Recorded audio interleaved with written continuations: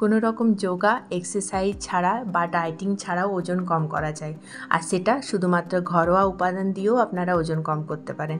যেটা বানানোর জিনিসগুলো কিন্তু আপনাদের রান্নাঘরেই আছে, আর খুব কম সময়ে বানিয়ে নিতে পারবেন। আর এটা সকলেই খেতে পারবে, যাদের একটু এজ বেশি, যাদের একটু এজ কম তারাও খেতে পারবে, এবং যারা বেস্ট ফিডিং মাদার তারাও এটা খেতে পারবে।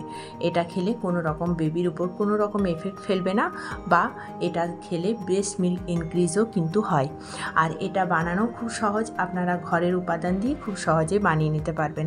আর যাদের মেদ একটু বেশি তারা 2 টাইম এটা খাবেন, আর যারা মেদ কম তারা 1 টাইম সকালে খালি পেটে খেলেই হবে।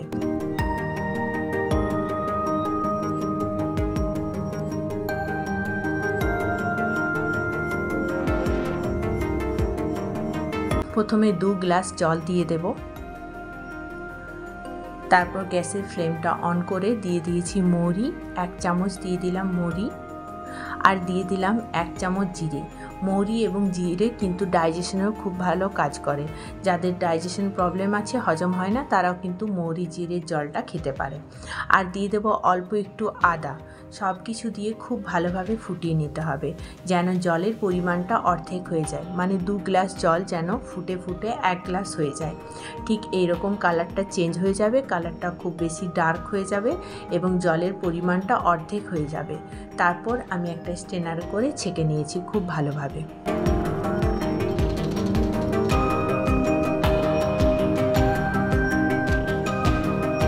এটা কিন্তু খুব বেশি গরম গরম খাবেন না, এটা একটু ঠান্ডা হয়ে যাবে, তারপরে মধুটা মিক্স করবেন এটার সঙ্গে।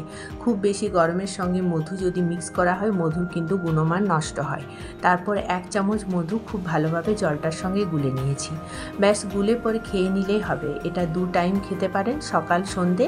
এবং যাদের মেদ একটু কম আছে বা নর্মালি তারা খেতে চায়, যারা মানে ডাইজেশনের প্রবলেমে ভোগ করছেন, তারা যদি খেতে চান তাহলে 1 টাইম সকালে খালি পেটে এই ড্রিঙ্কটা খেয়ে দেখুন।